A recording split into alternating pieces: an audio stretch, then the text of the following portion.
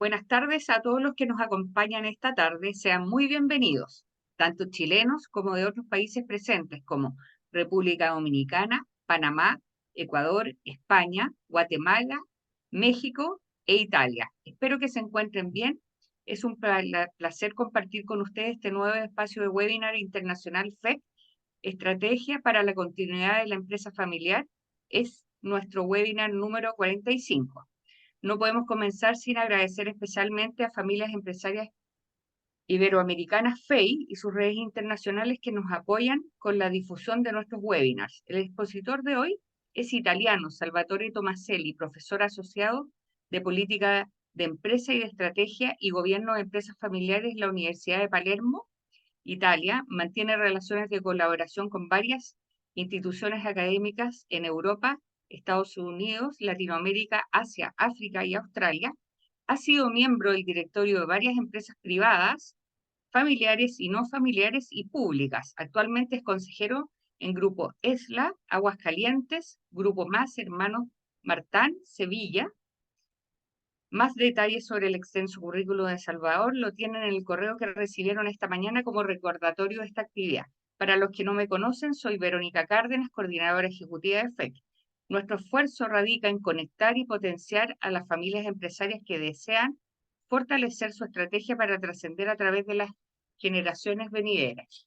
El webinar de hoy es el fiel reflejo de la esencia y propósito de FEC, pues nos interesa que las familias empresarias y sus empresas sean capaces de mantenerse en el tiempo y pasar a las próximas generaciones.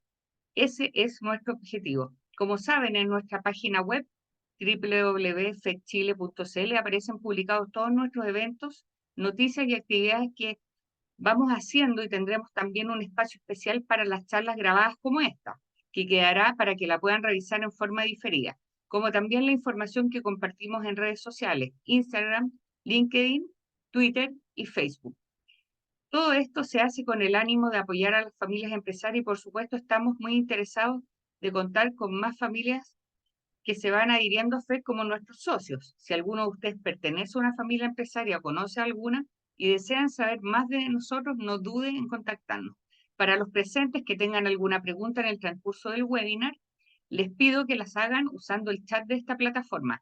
Las iremos anotando y al final de la exposición tendremos un espacio de preguntas y respuestas. Ahora, sin más, los dejo con Salvatore Tomaselli para que pueda hacer su presentación. Adelante, Salvatore.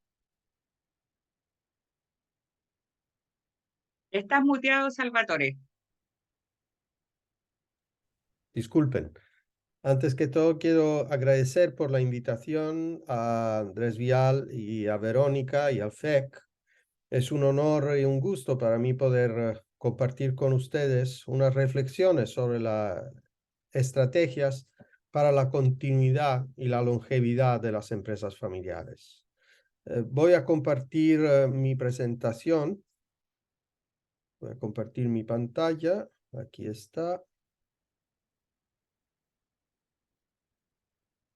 Bueno, el tema de la continuidad de las empresas familiares hoy en día y más a futuro tiene que hacer cuenta de alguna forma con la realidad con que nos encontramos, que yo he definido hipervica.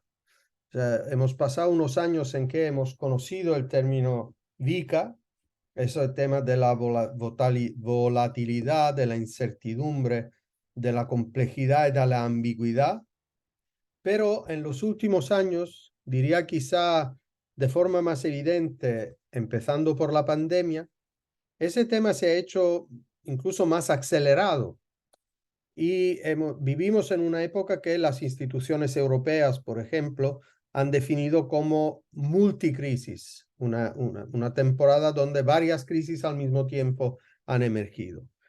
Entonces, esto que ha determinado en la perspectiva de las empresas, que muchas empresas lo que yo veo es que se han encontrado como las tripulaciones de estos botes que van bajando por este río, que van haciendo rafting por este río. Y claro, si a alguien que se encuentra en uno de esos botes se le dice, hoy mira qué panorama que tenemos, te dicen, no, no, no, yo tengo que estar muy concentrado en mirar aquellas piedras que afloran, que en la vida de las empresas se pueden decir como, bueno, hoy en día tenemos un tema de inflación. Ninguno habla de inflación en los últimos 25 años o casi. Se decía que sí, tenemos que tener baja la inflación, pero no había un tema de inflación. Hay un tema de flujos de caja en muchas empresas, hay temas de sistemas informáticos que son muy vulnerables porque los ataques son continuos.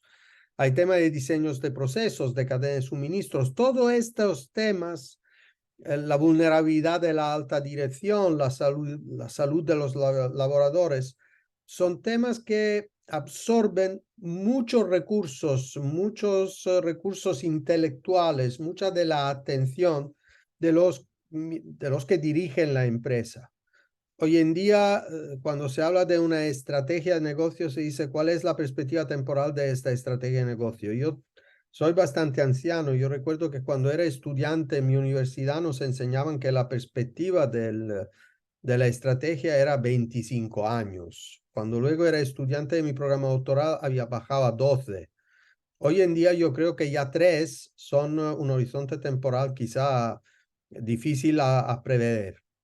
Pero al mismo tiempo, esos fenómenos que, como mencionaba antes, en el caso de una familia empresaria, impactan no solo la dimensión de la empresa, sino que también la dimensión familiar, porque a pesar de todos los temas empresariales, como el manejo de la tesorería, la necesidad de estar próximo a clientes, de saber interpretar sus cambios de perspectiva, sus cambios de visión sobre el consumo, etcétera, también hay temas que impactan la dimensión familiar.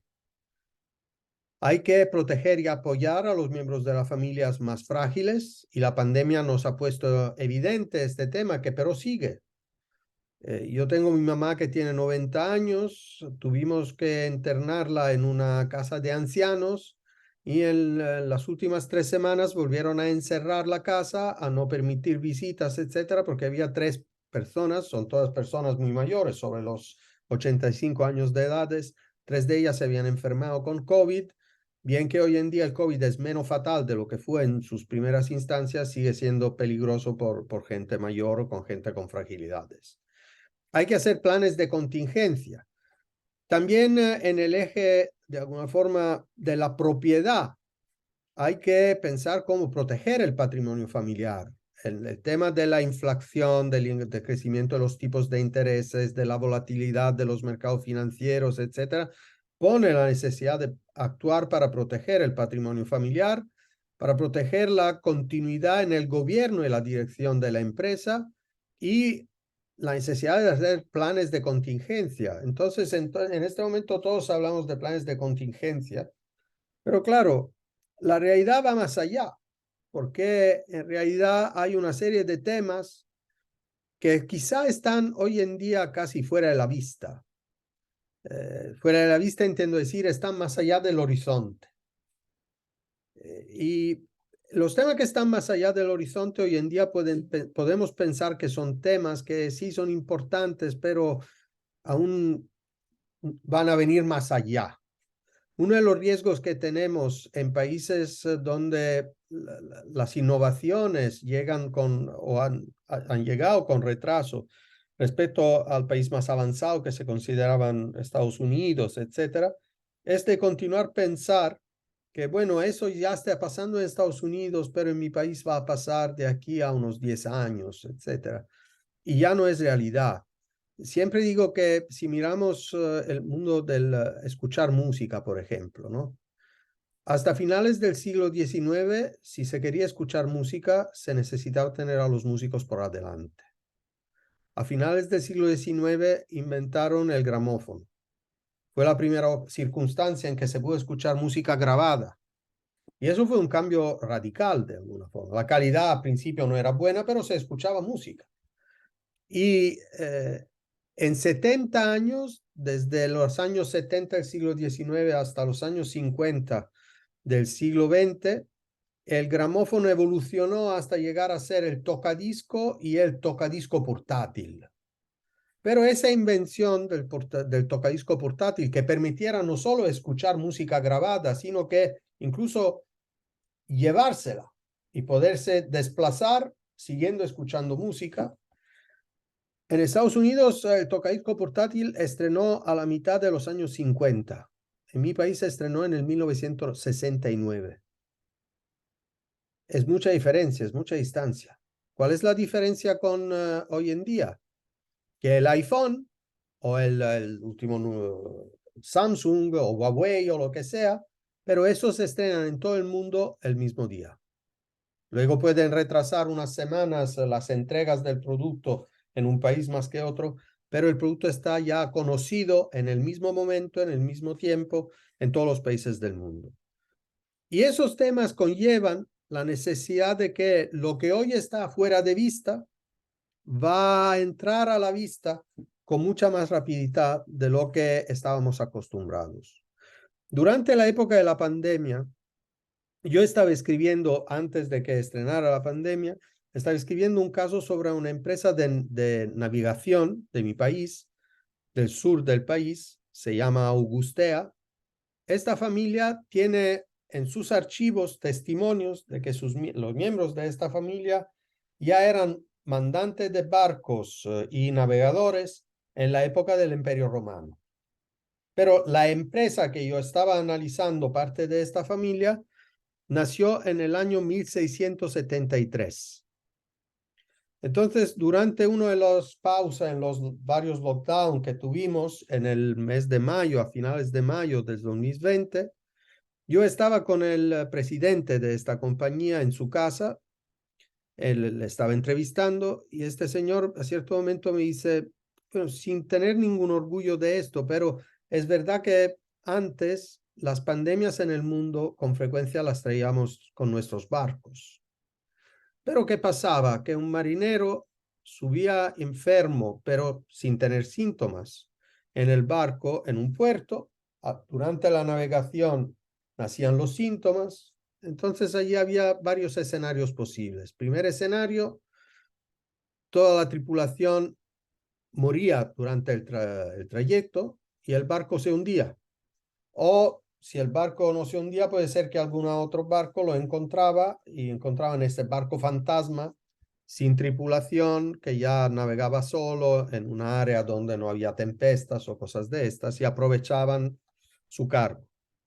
El segundo escenario es que durante el trayecto, durante el viaje, una parte de la tripulación sobrevivía, llegaba a su puerto de destino que ya los efectos de la enfermedad se habían relajado o habían pasado, pero tenían que manifestar que había habido una enfermedad. Entonces, cuando se veía al horizonte que ese barco aparecía con su banderilla amarilla, se preparaban a acogerla, preparaban medidas para que la enfermedad no desplazara en la ciudad. Y él me decía, ¿qué pasó con la pandemia?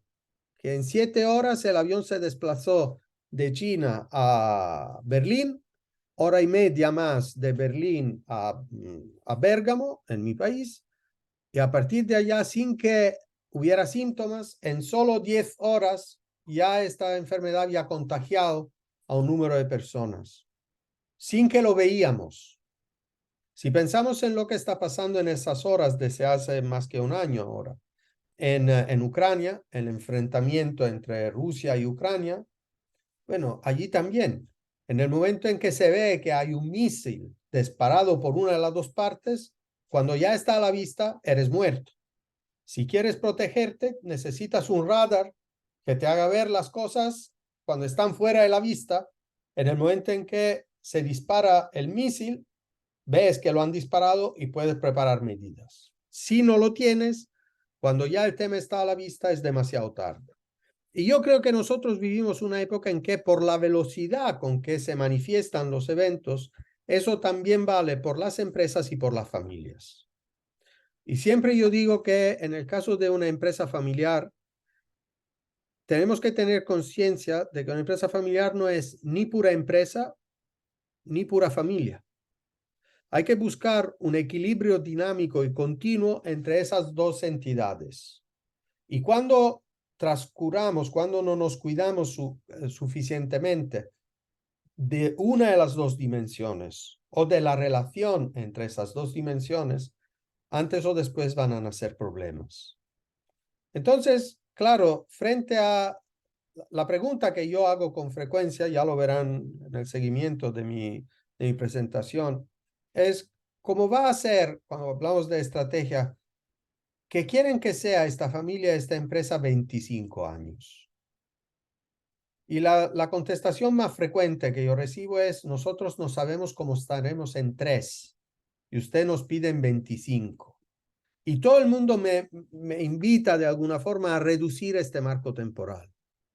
Pero sinceramente, después de casi 40 años trabajando con empresas familiares y estudiando empresas familiares, yo no comparto la idea de que tenemos que reducir el marco temporal de nuestra capacidad de visión. Porque de aquí a 25 años, nuestra familia será lo que hemos construido a lo largo del tiempo. Podemos haberlo construido deliberadamente, voluntariamente, o podemos haberlo construido de una forma más involuntaria. El resultado será que si lo hacemos con voluntad, será el resultado de unos objetivos. Si lo hacemos dejando que sea la corriente a plasmar la forma de nuestra familia, nos encontraremos con la familia que por casualidad se ha desarrollado. En un mundo en que el término familia ha cambiado muchísimo de significado con respecto a lo que era antes. En la familia, en la época de mi madre en mi país, por ejemplo, la relación entre padres y hijos seguía con cierta relación de autoridad, no necesariamente autoritarismo, pero sí autoridad, incluso cuando los hijos se casaban. O sea, si mis abuelos hacían algún comentario a mis padres o a mis tíos, ellos le echaban caso, le harían caso. Hoy en día la idea es que cualquier hogar, cualquier núcleo familiar es un reino. Entonces, cuando yo hablo de familia, cuando yo pienso en familias, puedo decir, familias amplias, familias extendidas o enlargadas, y pienso, ¿cómo son esas familias hoy en día? Son un poco como la Unión Europea. El gran problema que tenemos en la Unión Europea es que somos unos países soberanos que quieren tener una trayectoria común, pero para hacerlo necesitan de alguna forma renunciar a una parte de su soberanidad y no quieren hacerlo. Entonces, estamos siempre en este equilibrio difícil en el cual en los buenos momentos queremos seguir juntos, en los momentos en que algo nos conviene menos empezamos a poner distancias.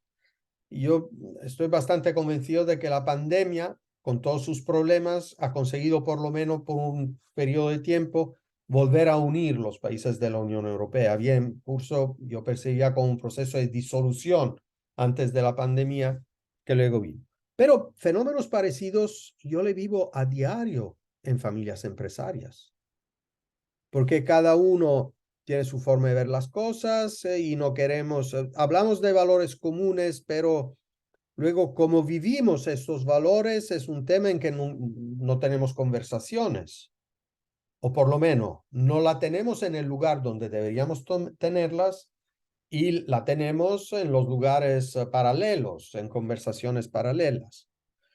Entonces, para hacer ese tipo de razonamiento, cuando yo pienso en 25 años, yo digo, ¿cómo razonamos con un marco temporal extenso? Bueno, sabemos que tenemos que razonar por escenarios. ¿Y cómo se construyen escenarios? Se identifican fuerzas impulsoras, se identifican incertidumbres críticas, se desarrollan escenarios plausibles, pudiera pasar esto, pudiera pasar este otro, pudiera pasar este otro, se discuten implicaciones y caminos. Y entonces no hay un diseño estratégico, sino que se desarrollan múltiples diseños estratégicos según los escenarios plausibles.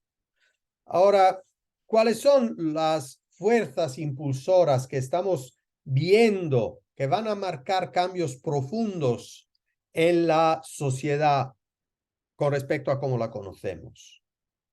Bueno, en los últimos años, empiezo por la parte arriba. En los últimos años hemos vivido una idea de globalización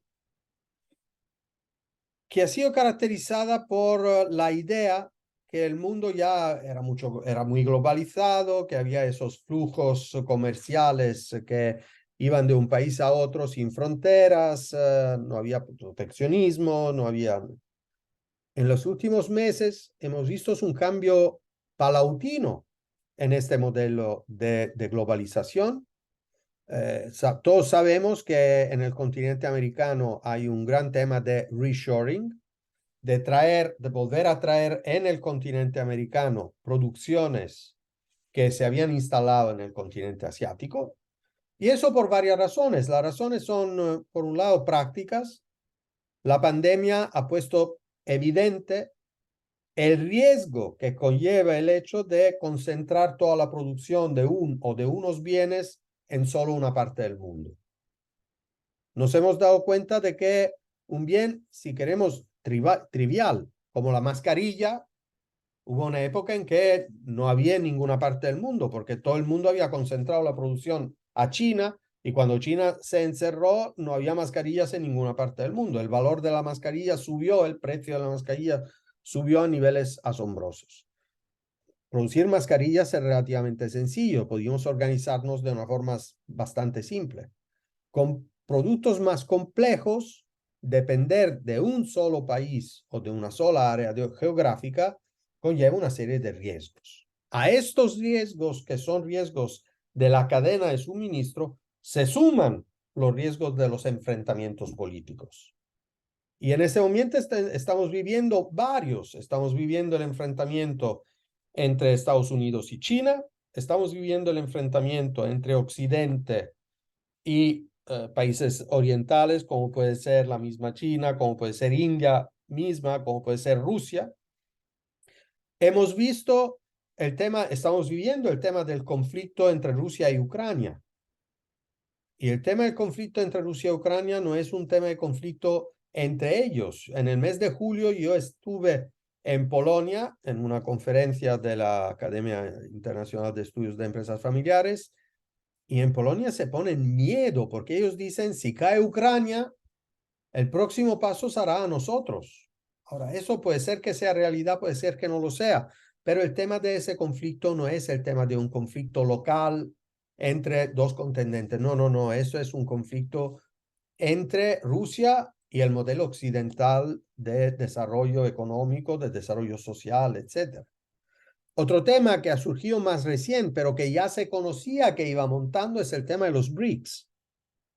Los BRICS, que empezaron en 5, ya son 11, han declarado que ellos quieren tener su propio modelo de crecimiento, no quieren ser independientes del modelo occidental ni del modelo ruso, etc.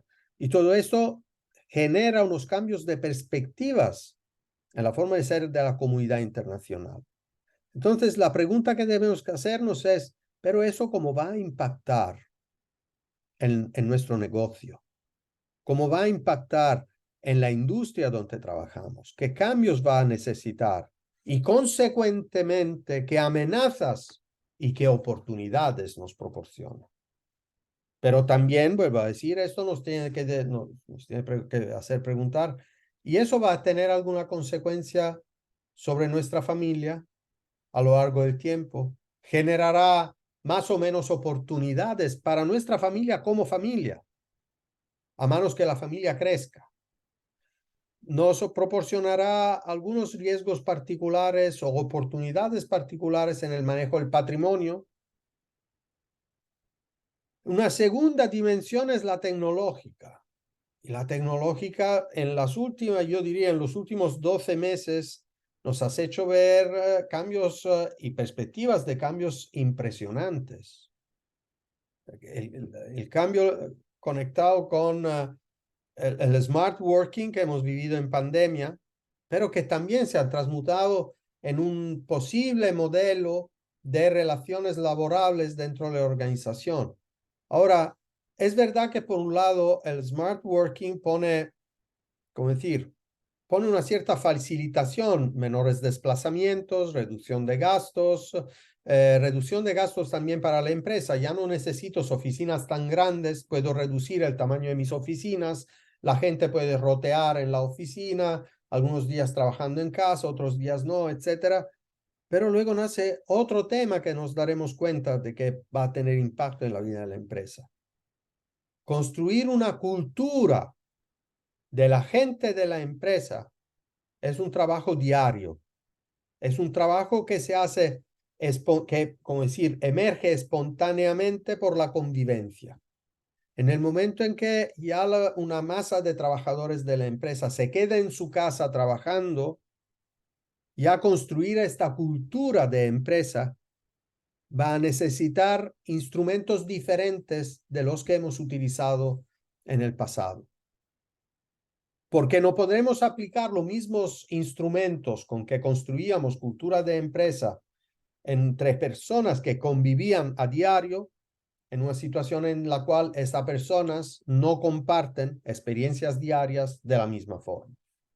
Sabemos que otro tema de gran impacto va a ser la interacción entre robot e inteligencia artificial y Internet of Things. La interacción entre estas tres realidades va a cambiar el mundo del trabajo como nunca ha aparecido posiblemente hasta la primera revolución industrial. Pero una vez más, la primera revolución industrial tuvo una escala de 1, el impacto de esta revolución va a ser de 100. Y yo siempre digo que las consecuencias de la primera revolución industrial desafortunadamente fue un gran avance de la sociedad, pero al mismo tiempo tuvimos como consecuencia los cambios sociales producidos por este evento tecnológico, tuvimos una serie de revoluciones y guerras desde la Revolución Francesa hasta la Segunda Guerra Mundial en el continente europeo. En aquel momento vivían en el planeta menos que 1.000 millones de seres humanos. Hoy en día somos 8.000 millones, con perspectiva de llegar a 11.000 millones. Entonces, hay que prepararse a manejar el impacto de esos fenómenos en la sociedad. Pero como que hay que manejarlos a nivel de sociedad, hay que preguntarse como empresa y para nosotros como empresa eso que va a conllevar. Y como que somos una familia empresaria y para nosotros como familia eso que va a significar. Es cierto que habrá enteros sectores que van a tener cambios que nunca se habían tenido antes. Esa no es la primera vez que pasa. El fundador de la Asociación Italiana de Empresas Familiares, que es el capítulo italiano del Family Business Network, que fue Alberto Falk, era miembro de la 5ª generación de una empresa que producía aceros.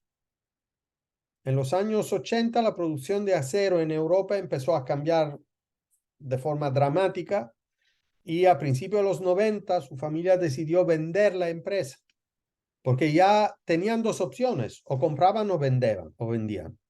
El tamaño que ellos tenían ya no era viable en el futuro de este sector industrial. Vendieron y ¿qué hicieron? Bueno, aprovecharon los conocimientos que habían adquiridos como empresa energívora, una empresa que se comía montones de energías para producir acero, le hizo aprender a manejar energía y montar una empresa de energía. Y a lo largo de casi 20 años operaron una empresa que ha ido creciendo, que se ha hecho importante en el sector de energías renovables, etc. El año antes de la pandemia, una empresa rusa le hizo una oferta que me comentaba el hijo de Alberto. Alberto murió hace unos años. Su hijo me comentaba hace unos meses, nos encontramos en Nápoles, dice, era una oferta que no se podía decir que no, porque nos hundieron de dinero. Y gracias a Dios llegó antes del conflicto en Ucrania, porque después le hubiéramos decidido que decir que no. Bueno, ¿qué hizo esta familia después de vender esa empresa de energía?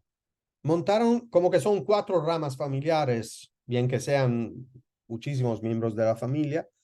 Esas 4 ramas familiares montaron 4 family offices. ¿Por qué? Porque ya para algunos de ellos solo se trata de manejar inversiones. Algunas inversiones la manejan juntos los 4 family offices, otras cada family office su particular.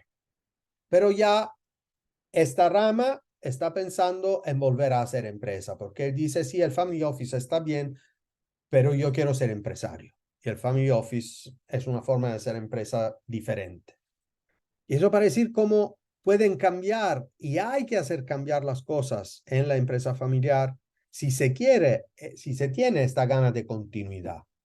Todos sabemos que en un mundo que cambia, la única forma de sobrevivir es surfear el cambio. Porque resistirse al cambio cuando el cambio es con olas tan grandes es imposible. Lo único que se puede hacer es aprender a surfear la ola y posiblemente aprovecharla y posiblemente hacer que el trayecto sea divertido.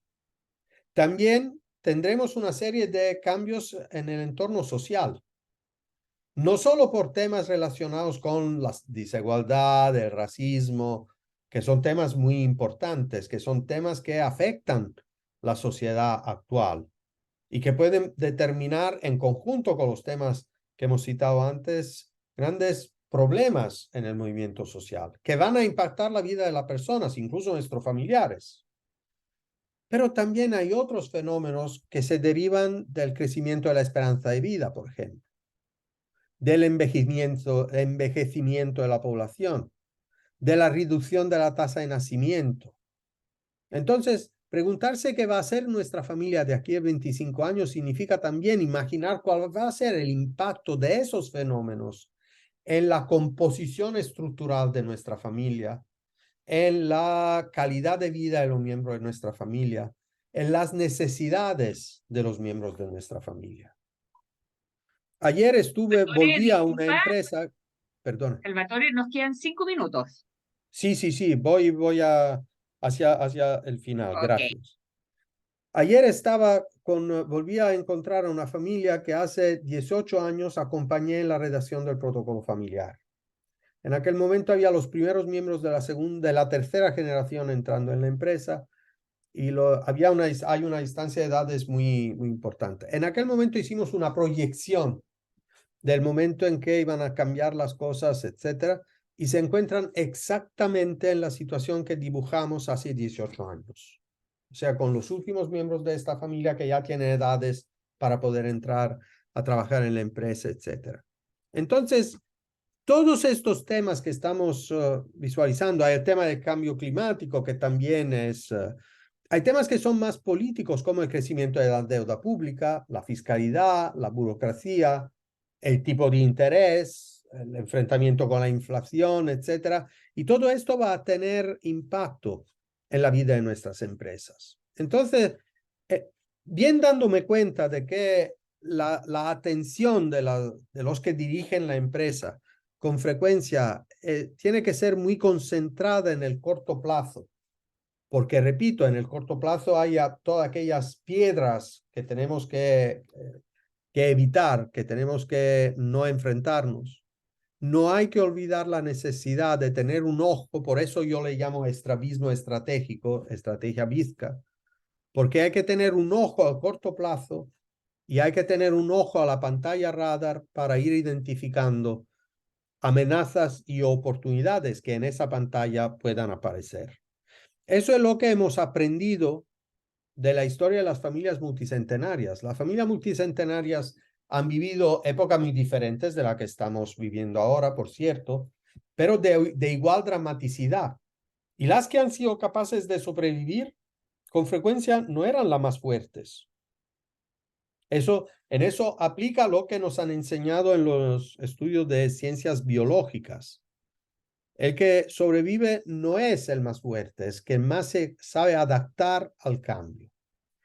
Entonces, eso nos lleva también a una revolución en la forma de pensar al manejo de riesgos. El manejo de riesgos antes de la pandemia se vivía mucho, casi como un ejercicio de conformidad. Un proceso en que, como decir, se involucraba más la parte operativa de la empresa y menos la parte de gobierno de la empresa. Mientras que hoy en día necesitamos que el proceso de manejo de riesgo, que es previsión del riesgo, que es protección del riesgo, que es medición de riesgos y qué es manejo del riesgo en el momento en que se manifieste la situación que habíamos identificado como riesgo. Todo eso es un proceso dinámico que requiere un nuevo enfoque por las amenazas sistémicas que hemos visto, que implica plena y activamente a la alta dirección de la empresa y que necesita desarrollar nuevas herramientas que proporcionen un apoyo adecuado a los administradores para ampliar su capacidad de identificar amenazas más allá del horizonte. No siempre tenemos herramientas y no siempre las herramientas que existen están conocidas por los que dirigen las empresas. Y también, y con eso voy a terminar mi presentación, hay que hacer una reflexión sobre cuál es el modelo de familia empresaria que queremos desarrollar.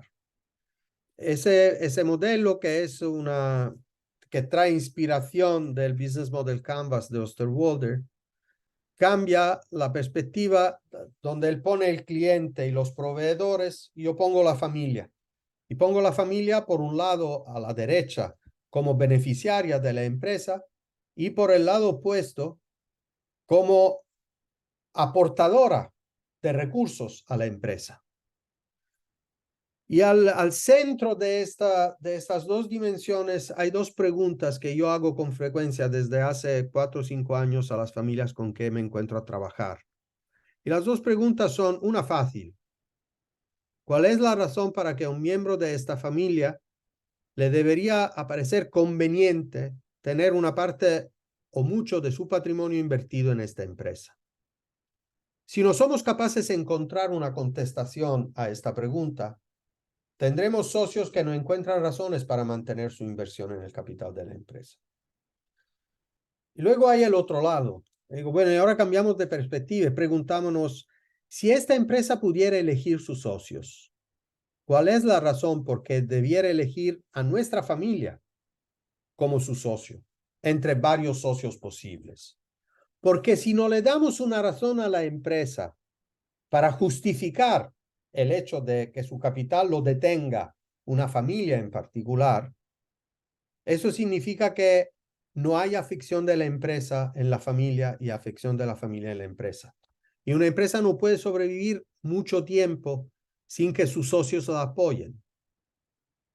Si la empresa no encuentra razón para que esos socios sean los mejores socios posibles para ella misma como empresa, significa que los socios no le están aportando o no le están aportando de manera calitativamente y cantitativamente suficiente los recursos necesarios para poderse desarrollar como empresa. Bueno, yo aquí termino y cuento con preguntas, con inquietudes, con discrepancias, son más que bienvenidas. Te pido dejes de compartir la presentación. Sí. Perfecto.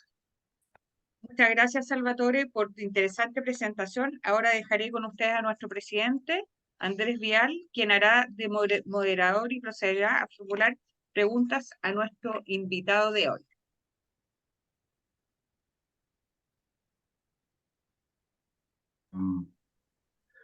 Muchas gracias, Verónica. Gracias, te doy, digamos, Salvatore, porque ha sido una exposición realmente extraordinaria. Tal vez necesitamos una media hora más para haber desarrollado eso que nos mostraste, sobre todo en el último slide. Bueno, no vi preguntas en el chat, así que si van haciéndolas, fantástico. Mientras yo tengo algunos comentarios y preguntas. El tema del horizonte que tú planteabas, que es muy importante esto de los 25 años, el horizonte que nos vamos a dar, tal vez debe ser una fórmula que no todo el mundo tiene. Y como tú bien decías, tal vez estamos demasiado encerrados en el corto plazo, cortísimo plazo, diría yo. Y las familias, esa coincidencia de 25 años también creo yo que está coincidiendo con lo que se demora una generación, que son aproximadamente 30 años, digamos, en hacer los reemplazos. Entonces, en la experiencia tuya, en la que te ha tocado vivir todos estos años que tú mencionabas de experiencia, ¿hay familias que de verdad logran hacer esto de planificarse e ir cumpliendo? O la mayoría, como dice la estadística, fracasa? No, gracias a Dios hay. Y le voy a decir también le comparto la experiencia de dónde nace esos 25 años. Es que cuando yo estaba trabajando en mi tesis doctoral, encontré a varias empresas en España. Mi tesis doctoral fue sobre el papel de los consejos de administración en educar a la generación siguiente de miembros de la familia. Entre varios que encontré, hubo don Antonio Puig, que en aquel momento seguía siendo presidente de la empresa. El día que él me recibió, cuando llegué a su despacho, él estaba a su mesa, en su despacho, y estaba leyendo unos papeles que tenía enfrente.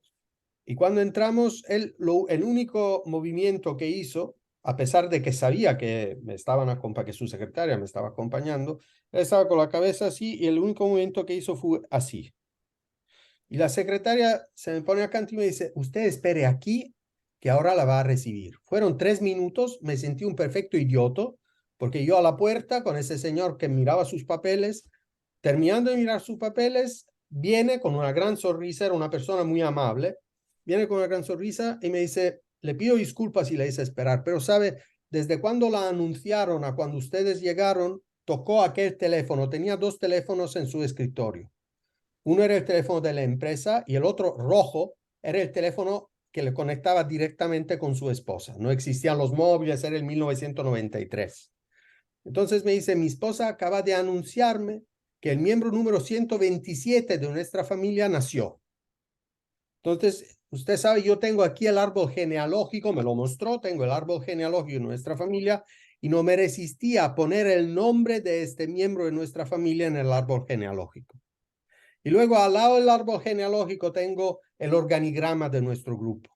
Y entonces fue preguntándome, quizá cómo seremos nosotros de aquí a 25 años, cuando si tendrá gana y capacidades, podrá pensar entrar en nuestra empresa familiar. Entonces, en aquesta circunstancia dije, hombre, eso es pensar a largo plazo en la empresa familiar. Te nace el miembro número 127 de la familia, que no es el hijo de tu hijo o el hijo de tu sobrino, no, es el hijo de una rama paralela de la número N de tu familia. Pero tú que eres el patriarca de esta familia, adviertes la responsabilidad de pensar en qué vamos a hacer como familia en 25 años. Luego, a lo largo del tiempo me he dado cuenta de que, como tú mencionabas, Fernando, como tú mencionabas, las familias estructuralmente determinan cambios importantes a esas etapas. Pero esos cambios importantes son las consecuencias de lo que hemos o no hemos hecho a lo largo de esos 25 años. Porque si hemos manejado las cosas de cierta forma, lo que yo me he dado cuenta es que no tenemos garantía de buen resultado si intentamos hacer las cosas bien. Pero sí, la vida y la experiencia profesional me han enseñado que si no luchamos para hacer la cosa bien, el resultado es asegurado y es malo. Entonces, hay que intentar trabajar para que nuestra familia sea lo que nos gustaría que fuera de aquí a 25 años. Muy Y bien. hay que actuar diariamente. Ahora, Salvatore, bueno, hay una cantidad de cosas que tomé nota, pero al último apareció el protocolo familiar, que yo creo que es una de las cosas que puede a lo mejor ayudarnos a todo esto que tú mencionabas muy bien, que los temas que impactan a la continuidad de la familia y lo rápido que está produciéndose en el mundo los cambios, y uno anda un poco corriendo detrás de esos cambios. ¿Cómo ves tú la influencia que puede tener un buen protocolo familiar para tener esta flexibilidad familiar en cuanto a los negocios? Yo, sinceramente, he dedicado, como tú sabes, buena parte de mi trabajo profesional a los protocolos familiares. A veces con resultados excelentes, a veces considerándolos, sinceramente, después de unos años, un fracaso completo. Y creo que la diferencia, una vez más, es cuánto nos tomamos en serio el papel de redactar y mantener vivo un protocolo familiar. Me ha pasado de encontrar familias que habían redactado protocolos familiares muy buenos y que después de unos años tú dices, bueno, pero ustedes en esa etapa, en ese momento, se habían comprometido que hubieran hecho esas cosas. Han pasado ya 7, 8, 10 años y no ha pasado nada de esto. Habían pensado proporcionar fondos para becas para miembros de la familia, etcétera, pero ya la gente ha pasado las edades, etcétera, y nada de esto apareció. Habían pensado involucrar a los miembros de la próxima generación en ciertas actividades, pero el tiempo ha pasado y esta gente aún no se ha involucrado, etcétera. Entonces, sí, yo creo que es una gran herramienta a condición de que, primero, no se confunda un protocolo familiar con una serie de reglamentos muy matizados, etcétera. A mí me gusta más la idea de un protocolo familiar que tenga el rango constitucional, donde haya los principios. Porque en un mundo que cambia con la rapidez con que cambia el actual, la ley que va bien hoy puede no ser la más acertada de aquí a 5 años. Pero el espíritu sí. Otro tema muy importante, a mí me parece, en los protocolos familiares, es habituar a la familia a pensar no en qué hubiera hecho nuestro fundador, por ejemplo, en esa circunstancia, sino que qué haría nuestro fundador con su cultura, con sus valores, con su forma de ver las cosas en circunstancias como las presentes. Porque a veces el riesgo con el protocolo familiar, yo veo dos riesgos fundamentales con el protocolo familiar. El primero, lo que mencionaba, lo escribimos y lo olvidamos. Lo escribimos, lo guardamos muy bien, está allá, estamos muy orgullosos porque lo tenemos, pero tú interrogas a la familia y dices, pero ¿qué dice vuestro protocolo familiar con respecto a este tema? Y te dicen que tienen que ir a mirarlo porque ninguno lo recuerda. Eso significa que el protocolo es una mumia. O al opuesto, que el protocolo familiar se haga una camisa de fuerza. Algo que se tiene que cristalizar, que no se puede cambiar, porque así lo hicieron, así lo hicieron. Yo siempre digo, no, es el espíritu lo que tenemos que respetar, pero si la realidad hoy en día es diferente, ¿cómo hubieran vivido este espíritu en el momento actual? Entonces, la veo una herramienta sinceramente poderosa, a condición que se la utilice por lo que es. Perfecto. Ahora, otro tema que mencionaste también y con el cual yo coincido totalmente es el tema de la revolución tecnológica. La revolución industrial, tú dijiste 1, la tecnológica 100, y esto yo creo que es una realidad que llegó para quedarse. Vamos evolucionando a una velocidad que realmente es abismante y cuesta seguir este tren, pero sin embargo nuestros hijos, los más jóvenes dentro de las familias, seguramente les cuesta menos que a nosotros. A mí en lo particular me cuesta bastante. Entonces, ¿cómo hacemos ahora para mezclar en una familia que los más jóvenes, que están mucho más disponibles a aprender, a surfear esa ola que tú mencionabas, estén con una mayor influencia en los negocios, de tal manera no que estén esperando a recibir en algún momento que el patriarca se decida entregarles el bastón de mando, sino que mucho antes sean parte importante en las decisiones?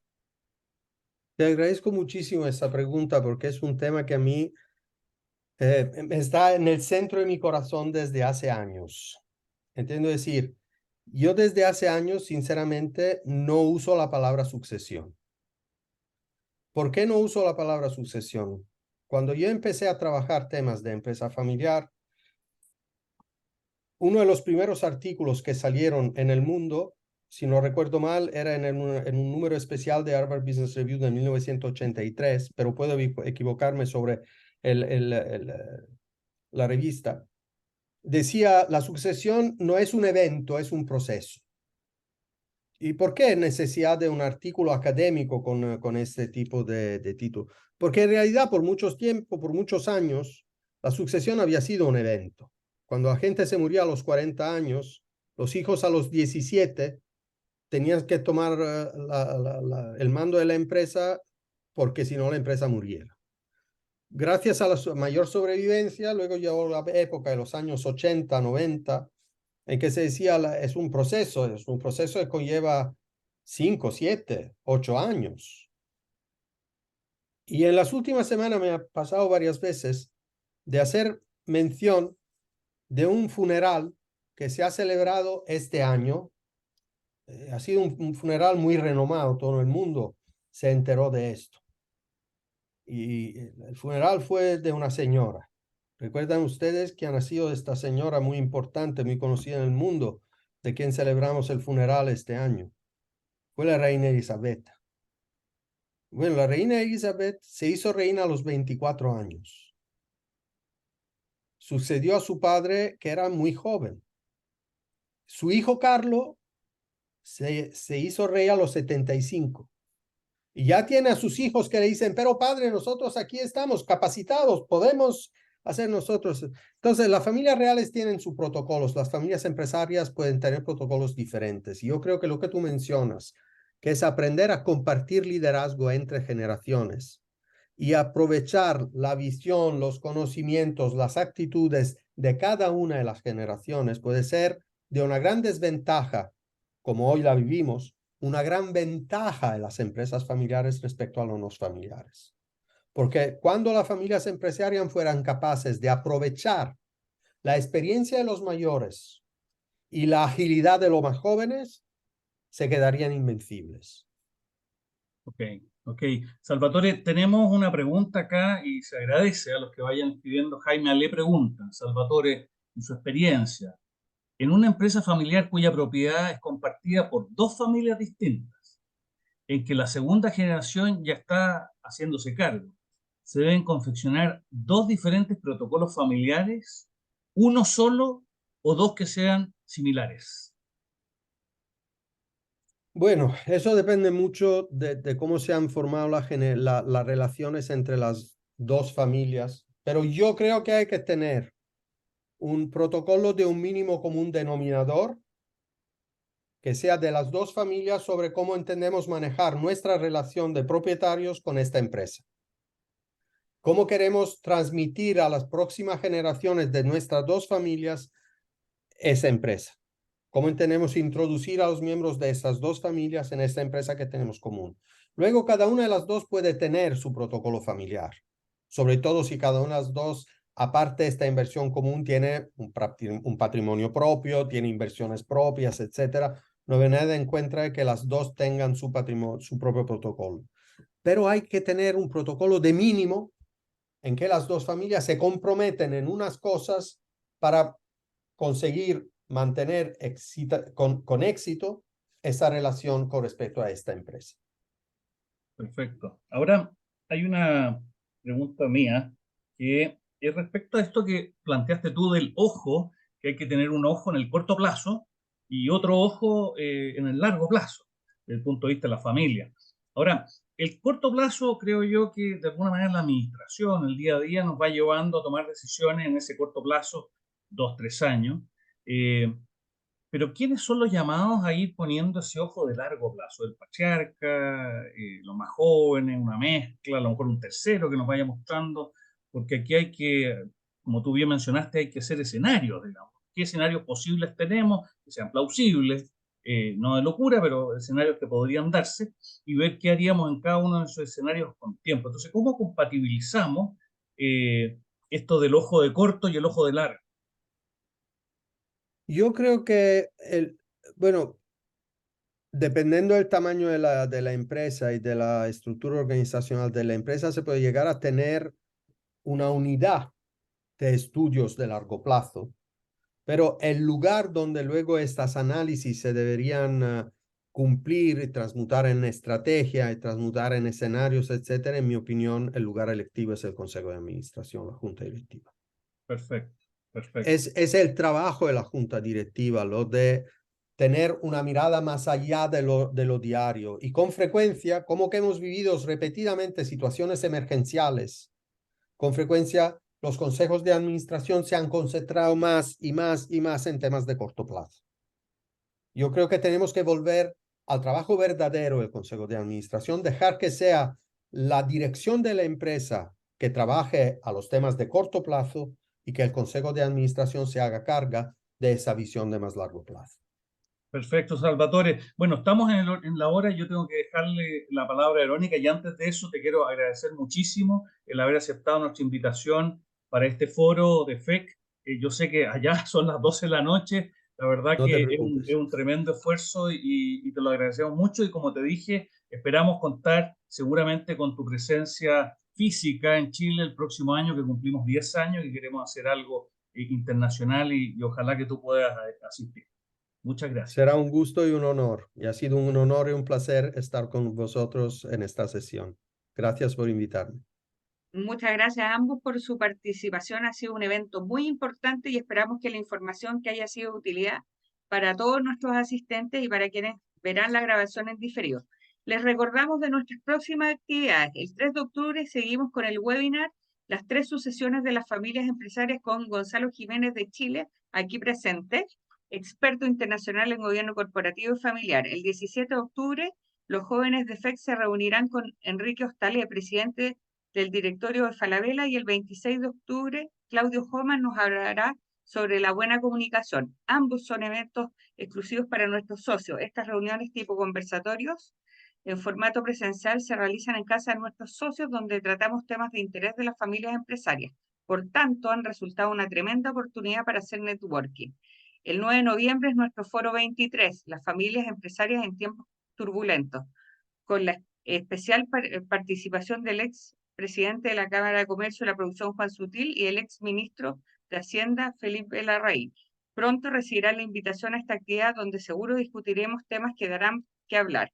Les pedimos que inviten a sus contactos que crean pueden beneficiarse al profundizar en este tipo de temáticas y también por pertenecer a nuestra organización. El 4 de octubre visitaremos las instalaciones de MPM en Antofagasta. Seguro será todo un éxito, como ha sido conocer Cerámica Santiago, Grúas Burger, Juguetes Ansaldo y Fantasilandia. FEC además cuenta con una área de consultoría especializada con un equipo de profesionales con amplia experiencia y expertise que pone al servicio de las familias empresarias para potenciar el desarrollo de ellas en cada etapa de su ciclo de vida, como también para profesionalizar sus empresas y negocios.